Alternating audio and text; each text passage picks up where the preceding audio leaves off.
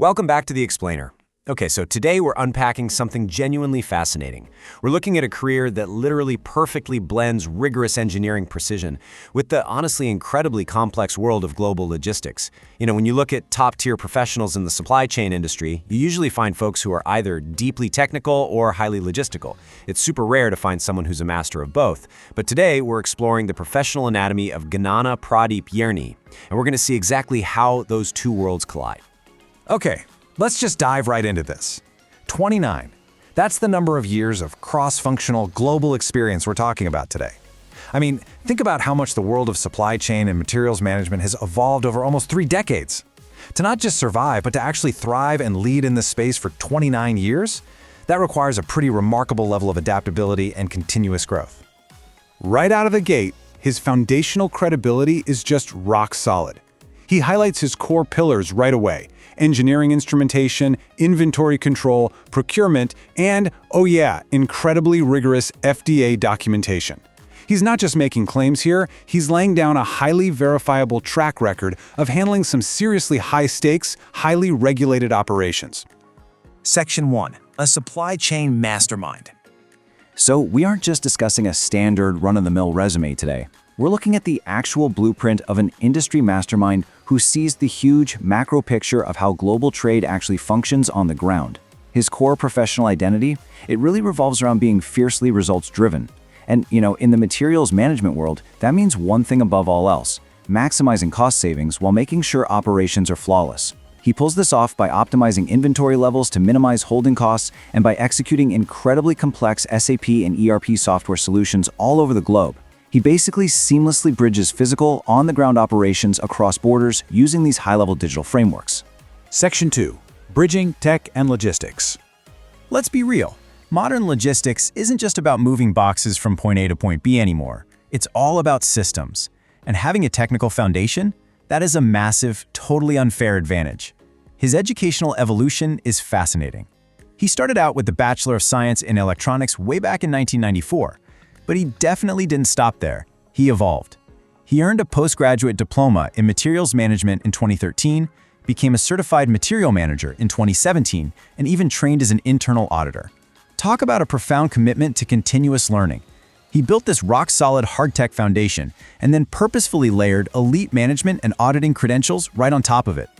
And this brilliantly illustrates exactly how that technical background lets him bridge the gap between hard-tech operations and efficient supply logistics.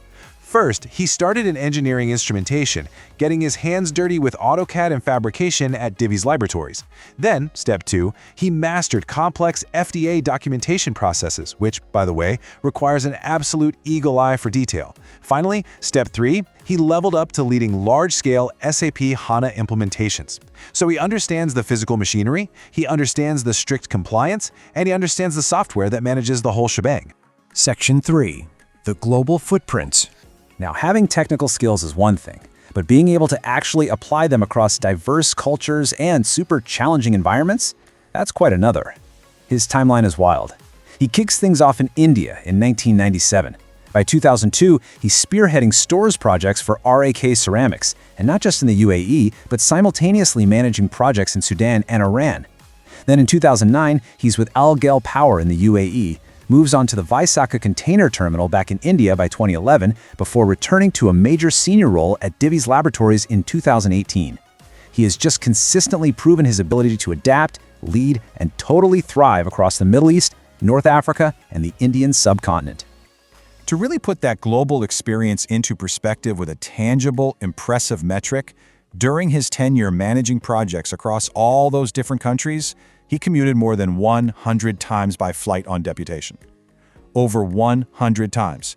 That is the very definition of a hands-on, highly mobile global leader who goes exactly where the operation needs him to be. Section 4. Strategic cost control. So, what's he actually doing when he lands in all these different countries? Well, his strategic execution gives us the answer. In inventory management, he isn't just sitting there counting stock. He's actively tracking levels to maximize cost savings and prevent those dreaded production delays. For cost control, he's forensically analyzing transit losses to cut down on waste and damage. And for vendor development, he is out there actively identifying alternative sources for localization, which drastically reduces delivery times. Plus, in quality assurance, he's rigorously assessing vendor performance via rejection rates to build a genuine, lasting culture of quality. Every single analytical approach he takes translates directly to very real, very tangible business benefits. But, here is where our explainer takes a really fun turn. We've seen the impressive metrics, the massive software implementations, and the endless international flights. But let me ask you, what does a global logistics expert, a guy utterly obsessed with optimization and cost control, actually do off the clock? Section 5, Beyond the Warehouse. To truly understand a professional of this high caliber, you've kind of got to look at what drives them as a human being. And what's really interesting here is that his intense drive for excellence extends far, far beyond just his career. For starters, he has been a volunteer blood donor since 2011, showing this deep, long-standing dedication to giving back to his community. He was a chess champion in 2014 and a runner-up in 2016, which honestly completely checks out, right? I mean, chess requires the exact same deep strategic thinking, foresight, and risk management that running global supply chains does. It's like a giant puzzle. He's also an active participant in corporate events. But it's that last one that is the ultimate surprise. He is an active YouTuber. That's right. Want to master the world's best books in just a few minutes? Smash that subscribe button and join Ygnana Pradeep for your weekly dose of wisdom. Seriously, I absolutely love this. It shows immense creativity, a genuine eagerness to share knowledge, and a real mastery of modern digital communication. He isn't just out there absorbing information, he's actively processing it and teaching it to others. As we wrap up today's explainer, take a moment to reflect on his own words. I would welcome the opportunity to bring my leadership, operational expertise, and commitment to continuous improvement to your team. When you combine 29 years of global supply chain mastery, a super solid hard-tech engineering foundation, and the dynamic personal drive of a chess champion and knowledge-sharing YouTuber, well, you're looking at a completely unmatched professional asset. So, my final question for you is this. In today's hyper-complex, ever-changing global market, can any organization really afford not to have a mastermind like this bridging their tech and logistics?